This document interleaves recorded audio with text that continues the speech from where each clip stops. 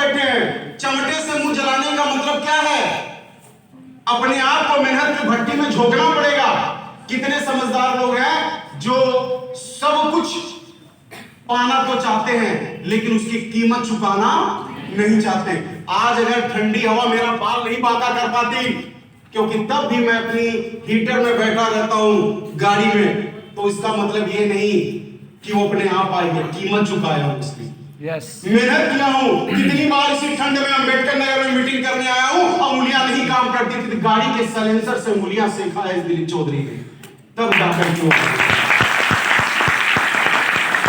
चूल्हे से रोटी निकालने के लिए चमटे को अपना मुंह जलाना ही पड़ता है। उसी तरह जिंदगी में कामयाब बनने के लिए, अमीर बनने के लिए अपने आप को मेहनत की भट्टी में झोंकना ही पड़ता है, तभी जाकर हो सकता है, नहीं तो नहीं हो सकता। अभी बड़े अच्छी बात बोली। क्या चाह रहा था हमारे पास? दुगना लगाम भरने की क्षमता है? नहीं। आज बहुत सारे लोग इस बिजनेस को ज्वाइन करते हैं, निगेटिव बातें करते हैं। मैं आपसे पूछता हूं, भूख से, प्यास से, बुखार से क्या होगा? मर जाओगे। भूख से, प्यास से, बीमार से क्या होगा? मर जाओगे। अरे मर तो उसी दिन गए जिस दिन गरीब घर में पैदा हो। मर तो उसी दिन गए जिस दिन गरीब घर में पैदा हुए हो। खोने के लिए क्या इस बिजनेस में? बताओ ना मेरे पास। इस बिजनेस में खोने के लिए क्या है? कुछ नहीं। क्या आप कोई नौकरी छोड़ के आए हो? नो। क्या इस बिजनेस को करने के लिए खेत बेचना जरूरी है? नहीं। क्या किडनी बेचना जरूरी है? नहीं। खोने के लिए क्या है इस बिजनेस में? कुछ नहीं। तो फिर क्यों लोगों को निगेटिव करने से आप निगेटिव हो जाते हो? क्या कुछ दांव पे लगा? क्या बिजनेस में नहीं सफल हो पाओगे तो घरवा की कुड़की हो जाएगी? No sir. है क्या कुछ ऐसा? No sir. कीमत चुकानी पड़ती है। अभी बड़ी अच्छी बात बोली भुवन ने, और आपने देखा कि भुवन को डिमोटिवेट करने वाला क्या बोला? छोटी छोटी आंखें, बड़े बड़े सपने। 40 लाख वो भी एक साल में, कभी नहीं हो सकता। बेवकूफ बना रहे हैं तुमको सीनियर। इस टाइप की बातें आपके समाज के निगेटिव लोग करते हैं, जो आपके जिंदगी के ठेकेदार हैं। एक व्यक्ति आया मुझे समझाने के लिए, बोला ये बिजनेस मत करो, बेकार है। मैंने बोला मैं आपके कहने पे बिजनेस छोड़ दूंगा, लेकिन स्टाम्प पेपर पे लिख के दो कि जो आप बोलोगे मैं करूंगा, और सफलता की गारंटी आप दोगे। और अगर नहीं सफल हो पाया तो सारी जिंदगी मुझे और मेरे बीवी बच्चों को कमा के खिलाओगे और अपनी संपत्ति मेरे नाम करोगे। आदमी कुर्सी छोड़ा और तब से मेरे दरवाजे पे आज तक कभी नहीं लगा। क्या आपके पास भी ऐसे लोग हैं कि नहीं है जो इस तरह की सलाह देते हैं? देते हैं या नहीं देते हैं? यस। वो आपको 2 वक्त की रोटी नहीं खिलाने की औकात रखते हैं, लेकिन आपको डिस्टर्ब करते हैं। आपको बोलते हैं, जब आप अपनी जिंदगी में बिजनेस को लेकर के जब फील्ड में निकलते हो तो लोग बोलेंगे छोटी छोटी आंखें, बड़े बड़े सपने, ऐसा नहीं होता, वैसा नहीं होता, तुम बेकार हो, ये हो वो हो। आपको निगेटिव करने में वो कोई कसर नहीं छोड़ते दोस्तों। लेकिन मैं उन बेवकूफों से कहता हूं, जितनी ताकत किसी को निगेटिव करने में लगाते हैं, अगर उतनी ताकत इस बिजनेस में किसी को पॉजिटिव करने में लगाए तो 40 लाख रुपए बड़े आराम से कमाए। क्या किसी को निगेटिव करने में ताकत नहीं लगती है? क्या लगती है? अरे भाई हम मोटिवेट करते हैं तब भी उदाहरण देते हैं। यस। बस सफल लोगों का देते हैं, और जो निगेटिव बातें करते हैं वो भी उदाहरण देते हैं। लेकिन किसका? फेल को, निगेटिव का। हम तो शाम तक अपना पेयर कमा लेंगे 2 लोगों को मोटिवेट करके। वो नालायक कितना कमाता है डिमोटिवेट करके।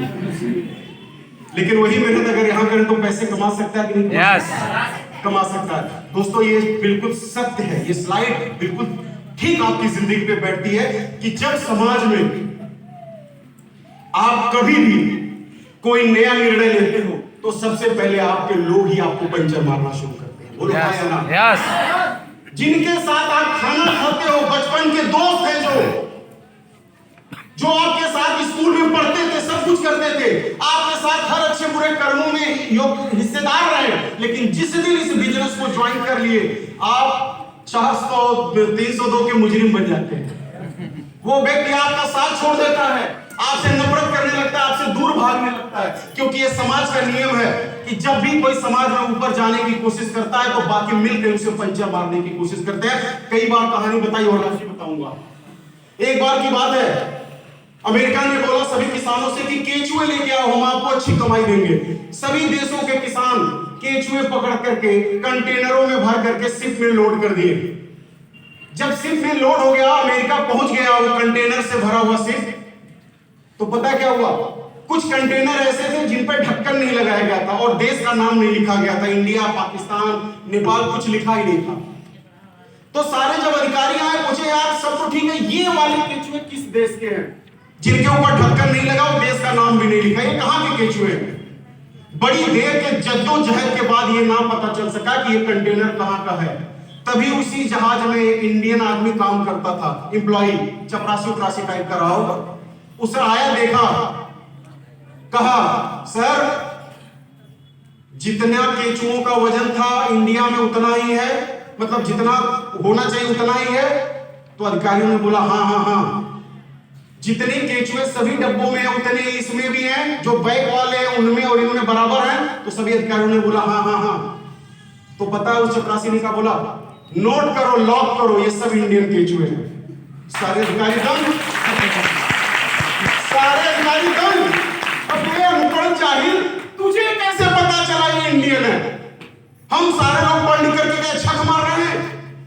ये देखो FBI वाले आए हुए हैं, फलानी एजेंसी से आए लोग, पता नहीं कर पाए, तुम कैसे पता कर लिए? तो बोला हिंदुस्तानी केचुओं और इंसानों की एक फितरत है कि अगर एक ऊपर जाएगा बाकी सब खींच लेंगे, एक भी ऊपर जाने नहीं पाएगा, इसलिए कंटेनर में जितने केचुए थे उतने के उतने पूरे होंगे, एक भी कम नहीं। आज समाज में जब कुछ भी करते हो, आपका रिश्तेदार जिसको रिश्तेदार आप बोलते हो, अगर वास्तव में वो रिश्तेदार है और अगर वाकई सच्चा रिश्तेदार है, तो साला बिजनेस करे या ना करे, एक प्रोडक्ट लेके आपकी मदद कर सकता है कि नहीं कर सकता है। और आप रिश्तेदार बोलते हो, वो मदद भी नहीं करेगा और आपको डिमोटिवेट करने में कोई कसर छोड़ने वाला नहीं है। दुर्भाग्य की बात ये नहीं है कि वो आपकी मदद नहीं करता, दुर्भाग्य ये है इतना होने के बाद भी आप उन जैसे लोगों को सुन करके करोड़ों कमाने वाले बिजनेस को छोड़ करके फिर उसी बेरोजगारी वाली जिंदगी में चले जाते हो। ये दुर्भाग्य की बात होती है। तो सबसे पहला संघर्ष किससे? अपनों से। यहां प्लान देख के जाएंगे, बीवी निगेटिव हो जाएगी। बीवी आई है तो पति निगेटिव हो जाएगा, कहां जा रही हो, नहीं करना है। अरे तू इतना काबिल होता तो उसको सोचने की जरूरत नहीं पड़ती। yes. आज एक महिला अपने पैर पे खड़ा होना चाहती तो क्या ये बुरी बात है कि अच्छी बात है? अच्छी बात है। आज इसी मीटिंग में कई ऐसी महिलाएं हैं जो 3-3, 4-4 लाख रुपए इस बिजनेस से कमा चुकी हैं। yes. मिलवाऊंगा। जो लोगों को लगता है ना कि बिजनेस नहीं हो सकता, अगर हुआ नहीं तो वो सफल कैसे हुई है बता मुझे।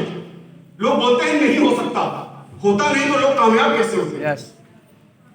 जिसको लगता है नहीं होता उसके लिए नहीं होता, जिसको लगता होता है वो कर रहे हैं और लगातार आगे बढ़ते चले जा रहे हैं। और आज भी कुछ लोग तमाशा बन के देख रहे हैं कि करूं कि ना करूं, करूं कि ना करूं, करूं कि ना करूं।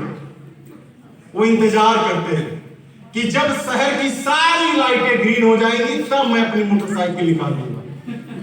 कभी संभव है क्या? कभी नहीं। कभी संभव है? कभी नहीं। उस मोटरसाइकिल में जंग लग जाएगी और तेरे में भी जंग लग जाएगा। अगर दम रखता है तो भीड़ भी और निकाल मोटरसाइकिल, तू आगे बढ़, रास्ता अपने आप तुझे मिलेगा, उसकी चिंता मत कर, रास्ता तो अपना आप बनेगा। आइए आगे चलते हैं। हुआ क्या फिर? भुवन के पागलपन में कोई साथ, गांव वालों ने क्लियर कर दिया। yes. इसके बेवकूफी में कोई साथ नहीं देगा क्योंकि ये कोई कंपनी ज्वाइन कर लिया है। आपके जाने से पहले फोन चला जाएगा, देखो फलनिया जा रही होगी, ज्वाइन मत करना, फंसना मत। अरे फंस तो उसी दिन गए जिस दिन पैदा हुए, गुरु है कि नहीं? yes. फंस तो उसी दिन गए। ये तो फंसने से मुक्ति का रास्ता है सर, पहचान ना सको तो भाई।